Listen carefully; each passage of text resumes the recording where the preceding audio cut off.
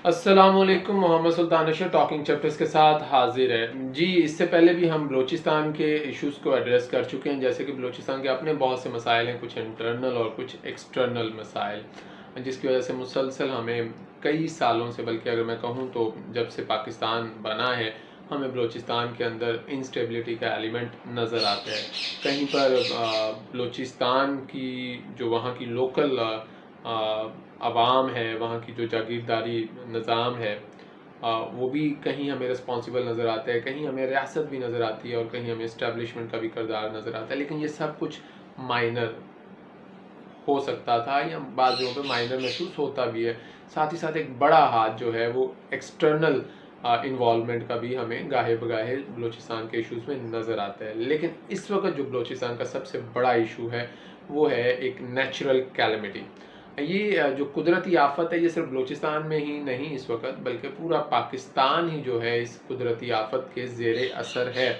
इसमें कोई शक नहीं कि सिंध जो है वो भी बहुत नुकसान उठा चुका है। इसमें कोई शक नहीं कि अभी रिसेंटली के पी के में सवात, कलाम, बहरीन जैसे जो शहर हैं वो भी पानी के साथ बह गए हैं। पंजाब के जो जनूबी पंजाब के इलाके हैं वहाँ पे भी बहुत नुकसान हुआ, जानी माली और हर लिहाज का नुकसान। लेकिन अगर मैं केपी के अगर मैं बलूचिस्तान की बात करूं तो ये सिलसिला जो है हमें बलूचिस्तान से शुरू होता हुआ नज़र आया। कमोबेश 1-1.5 महीना हो गया और बलूचिस्तान की आवाम जो है वो मुसलसल दुख और कर्ब से गुजरी है, बाकी पाकिस्तानी अवाम की तरह। बाकी पाकिस्तानी जो सूबे हैं, अगर मैं वहाँ पे देखूँ तो मुझे कहीं ना कहीं कुछ इंफ्रास्ट्रक्चर जो है वो वेल डेवलप्ड नज़र आता है, और इतना वेल डेवलप्ड होने के बाद भी वहाँ के लोग परेशान हैं। तो बलूचिस्तान, जहाँ हम पहले भी बात कर चुके हैं कि इंफ्रास्ट्रक्चर के मसाइल बहुत ज़्यादा हैं। एक तो बलूचिस्तान की अपनी अगर जियोग्राफी को देखा जाए, उसकी डेमोग्राफी को देखा जाए, तो वो काफ़ी डिफ़िकल्ट एरिया है, that is difficult to assess.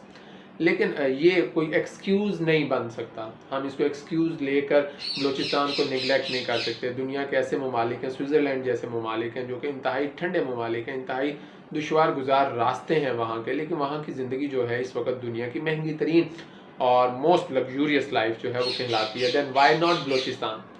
तो पिछले 1.5-2 महीने में बलूचिस्तान जो है वो बहुत ज़्यादा तज़बज़ब का शिकार है। बलूची अवाम जो है वो बहुत तकलीफ़ का शिकार है। नो डाउट पाकिस्तान के जो मौजूदा प्राइम मिनिस्टर हैं मियाँ शहबाज शरीफ साहब, जो कि PDM की तरफ से इलेक्ट हुए हैं पाकिस्तान में एज अ प्राइम मिनिस्टर, उन्होंने बलूचिस्तान का दौरा भी किया, उन्होंने रिलीफ पैकेज का ऐलान भी किया। लेकिन यहाँ पे सवाल ये है कि ये रिलीफ पैकेज में जो हम अरबों रुपया देते हैं किसी ख़ास इदारे को, और वो इदारा जो है वो फिर रिहैबिलिटेशन पे लगाता है, वो इदारा जो है मसाइल पे ओवरकम करने के लिए उस पैसे को लगाते हैं। आखिर क्यों नहीं इस पैसे को हम पहले मार्केट में ले आते? क्यों नहीं इस पैसे को एज अ रिसोर्स हम अपने मुल्क, अपने शहर, अपने सूबे में उस वक्त लगाते जब हमारे ऊपर कोई नेचुरल कैलेमिटी नहीं आई?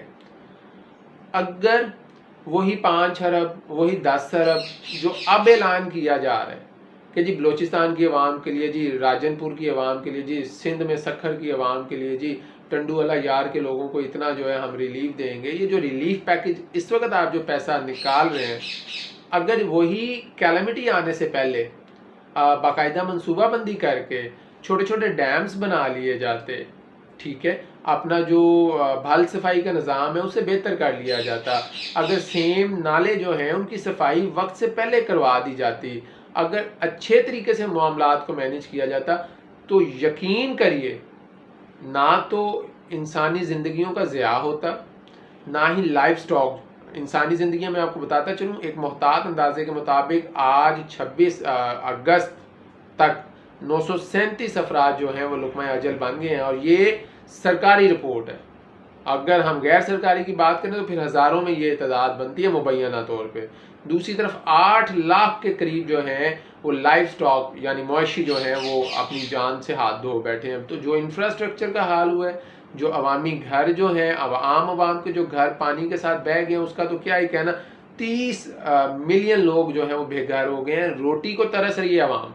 चंद एक NGOs हैं, चंद एक ऑर्गेनाइजेशन हैं जो काम कर रही हैं। इंशाल्लाह हम उसके ऊपर भी बात करेंगे, नेक्स्ट व्लॉग में उस पर बात की जाएगी कौन काम कर रहा है और किस चीज़ की ज़रूरत है। लेकिन यहाँ पे जो इस चीज़ में हुकूमत को, सरकारी इदारों को और आवाम को भी झंझोड़ना चाहता हूँ वो ये है कि ये जो हम बाद में, यानी जब पानी सर से गुजर जाता है, जब जल्जला आके गुजर जाता है, ठीक है जी, जब लोड शेडिंग हमारे सर पे इंतहाई बड़े बड़े बिल ले आती है, जब बिजली की कीमतें, हम जब बाद में रिलीफ पैकेज देने की बात करते हैं वो क्यों नहीं पहले वही हम छोटे छोटे डैम्स बनाए होते हैं। अगर हमने इन दरियाओं के रस्तों में, ठीक है, हमने अगर सफाई सुथराई टाइम पे की होती तो आज हम इतना लॉस की तरफ ना जाते। तो मसला कहाँ है? मसला मिसमैनेजमेंट का। मसला कहाँ है? मसला अपनी ज़ात के हसार में गुम रहने का। मुझे इंतहाई अफसोस है, इंतहाई दुख है कि बलूचिस्तान जो कि पहले दहशत गर्दी की वजह से परेशान था, बलूचिस्तान जो कि मिसिंग पर्सनस की वजह से परेशान था, अब मैं बलूचिस्तान को देख रहा हूँ तो बलूचिस्तान पानी में डूबा हुआ है। और दूसरी तरफ मेरे जो सियासतदान हैं, मेरे मुल्क के जो सियासतदान हैं, जो ब्यूरोक्रेट्स हैं, जो मुबैना तौर पे जो इस्टेब्लिशमेंट है, चाहे वो किसी भी फील्ड की इस्टेब्लिशमेंट हो, अगर हम उन्हें देखते हैं तो बलूचिस्तान के मसाइल को हल करने की बजाय अभी भी इन्हें शहबाज गिल के मसाइल बहुत बड़े नज़र आ रहे हैं जी। इन्हें हमजा शहबाज के मसाइल बहुत बड़े नज़र आ रहे हैं।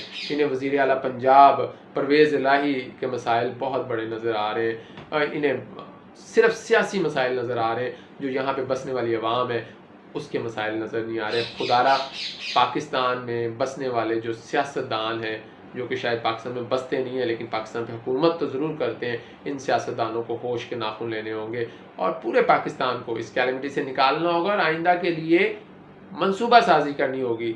वरना जिस तरह 2010 में बहुत बड़ा सैलाब आया था, इस दफ़ा 2022 में उससे बड़ा सैलाब आ गया। खुदा ना खास्ता अगले 2-4-6 साल में, क्योंकि ग्लोबल वार्मिंग हो रही है, आप जानते हैं कि मौसमियाती तब्दीलियाँ बड़ी शद्दोमत के साथ आ रही, तो अगले 6-7 सालों में कोई इससे बड़ा सैलाब आएगा तो क्या पूरे पाकिस्तान को पानी में डुबो देंगे? आपको तो कुछ नहीं होगा। जो बनी गाला वाले हैं वो भी बाहर निकल जाएंगे, जो रायवंड महल वाले हैं वो भी बाहर निकल जाएंगे, जो बिलावल हाउस वाले हैं वो भी बाहर निकल जाएंगे, बाकी रह गए वो अदलिया और इस्टेब्लिशमेंट के बड़े बड़े वो भी बाहर निकल जाएंगे। आम आवाम जो है यहाँ पे पानी में पानी हो जाएगी। तो कब तक ऐसा चलेगा? आवाम को चाहिए कि इन हुक्मरानों को मजबूर करें सोचने पर कि भाई मैनेजमेंट की बात करें, एडमिनिस्ट्रेशन की बात करें। ये कुर्सी का जो चक्कर है कि जी मैं इस मुल्क को बचा लूँगा, मैं इस मुल्क को बचा लूँगा, मैं आऊँगा तो ठीक है, वो आएगा तो ख़राब है, ऐसा नहीं होना चाहिए। हमें बहुत जल्द जो है मिलकर बहैसियत कौम सोचना होगा। ऐसा ना हो कि इस कौम के, इस रियासत के साथ आगे तकदीर कुछ बुरा कर दे, वक्त कुछ बुरा कर दे। अपना बहुत सा ख्याल रखिएगा और जो सैलाब से मुतासिर लोग हैं उनकी मदद के लिए अब आप लोगों को आगे निकलना होगा, आगे बढ़ना होगा। जैसे कि इस वक्त हुकूमत ने एक SMS के ज़रिए जो है फ़ंड मांगा है आप लोगों से। आप लोगों को चाहिए कि ज़्यादा से ज़्यादा आप मैसेज करें टेट्रा 9 पर, जिसके ज़रिए आपके मोबाइल लोड में से 10 रुपये इस फ़ंड में जाएंगे। इसके अलावा मुख्तलिफ NGOs और फाउंडेशंस जो वाकई काम करती हुई नज़र आ रही हैं, उनके कैंप जगह जगह लग रहे हैं। आप उनको सॉलिड जो खुश्क राशन है उनको वो प्रोवाइड करें, खैमे प्रोवाइड करें, पानी की बोतलें प्रोवाइड करें। आपके पाकिस्तानी भाई, सिंधी नहीं, बलोची नहीं, पठान नहीं, कोई ऐसा भाई आपका मुंतज़िर नहीं है। सिर्फ़ और सिर्फ पाकिस्तानी जो है वो आपका मुंतज़िर है। वो इस वक्त तकलीफ़ में है, दुख में है। वो इस वक्त उसके सर पे छत नहीं है, उसके जिस्म पे अगर लिबास है तो गीला है, बच्चे उसके जो हैं बीमार हैं। पाकिस्तानी आपका इंतज़ार कर रहे हैं। आगे बढ़ें, खुदा के लिए पाकिस्तान को बचाएं। अपना बहुत सा ख्याल रखिएगा। जल्द आप लोगों से फिर मुलाकात होगी। अल्लाह हाफिज़।